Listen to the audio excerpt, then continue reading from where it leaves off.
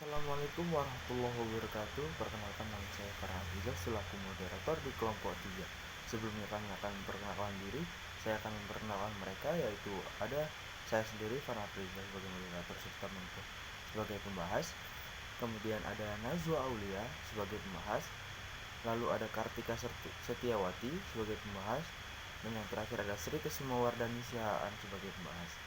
Langsung saja mulai dari pembahasan pertama oleh Nazwa Aulia mengenai psikologi individual. Saya di sini akan menjelaskan psikologi individual. Apa itu psikologi individual? Nah, Adler semula anggota bahkan ketua masyarakat psikoanalisis Wina yang menjadi organisasi pengembangan teori Freud.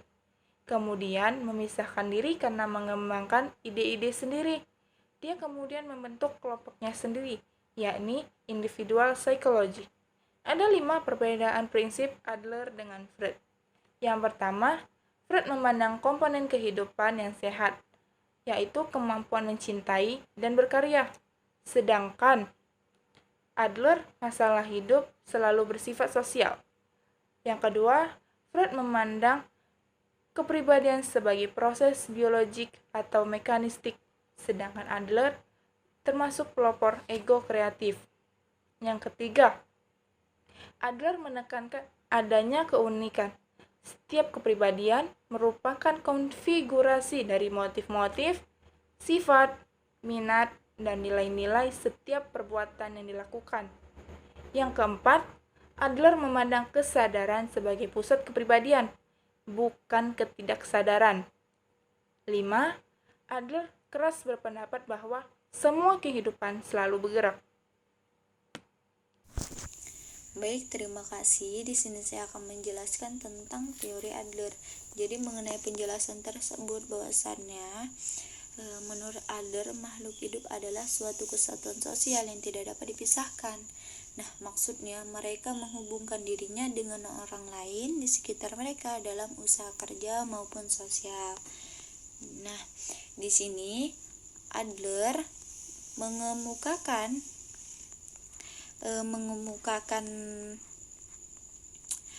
dan mengembangkan teorinya yang mana dapat dipahami lewat pengertian-pengertian pokok yang dipergunakan untuk membahas kepribadian tersebut.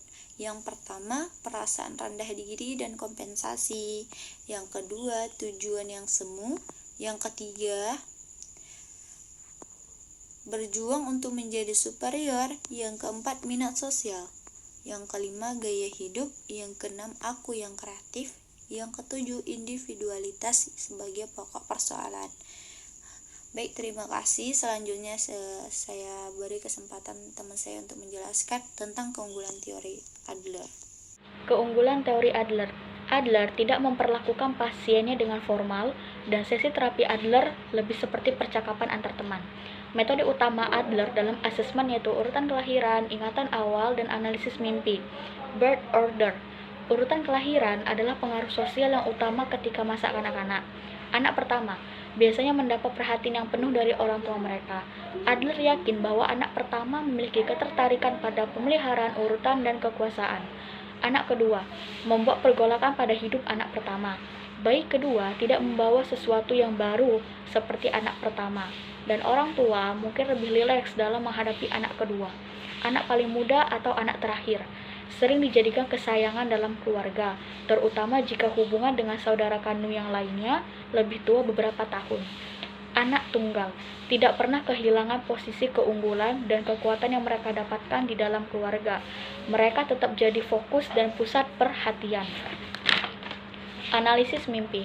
Adler yakin tujuan utama mimpi adalah menciptakan emosi yang dapat digunakan pemimpinya untuk mendukung gaya hidupnya yang keliru. Ingatan awal adalah teknik pengkajian kepribadian di mana ingatan awal baik yang nyata atau fantasi menyatakan keinginan utama dalam hidup. Pengukuran minat bersosialisasi.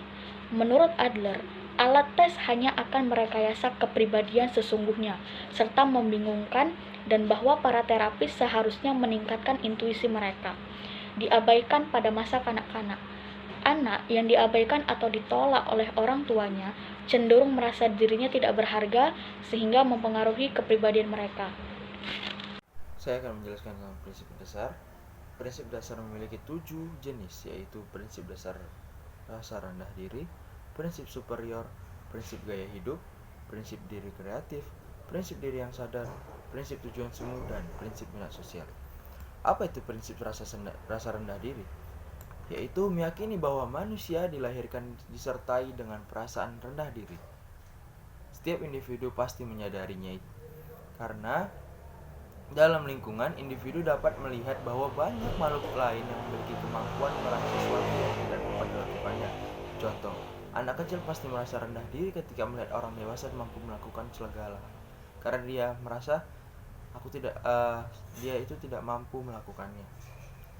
Begitu juga dengan orang dewasa. Orang dewasa kadang merasa rendah diri karena tidak bisa melakukan apa yang dilakukan oleh anak kecil. Yang kedua, ada prinsip superior. Adler beranggapan bahwa manusia adalah makhluk agresif dan harus selalu agresif bila ingin survive.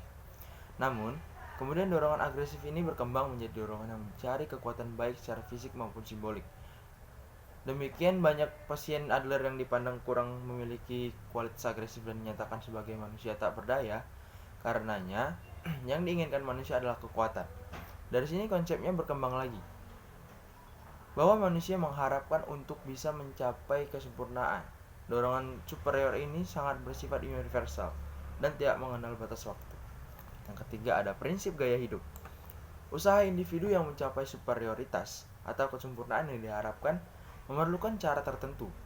Adler menyebutkan hal ini sebagai gaya hidup atau style of life. Gaya hidup yang diikuti individu adalah kombinasi dari dua hal, yaitu dorongan dari dalam diri yang mengatur arah perilaku dan dorongan dari lingkungan yang mungkin dapat menambah atau menghambat arah dorongan dari dalam diri. Lalu ada prinsip diri kreatif. Diri yang kreatif adalah faktor yang sangat penting dalam kehidupan individu, sebab hal ini dipandang sebagai penggerak utama.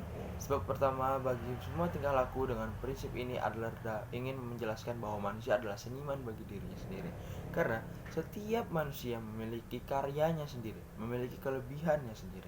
Itulah yang disebut seni dalam kehidupan masing-masing pribadi. Prinsip tujuan semu. Meskipun Adler mengakui bahwa masa lalu adalah penting, namun ia menganggap bahwa yang terpenting adalah masa depan. Yang terpenting bukan apa yang telah individu lakukan, melainkan apa yang akan individu lakukan dengan dirinya yang kreatif.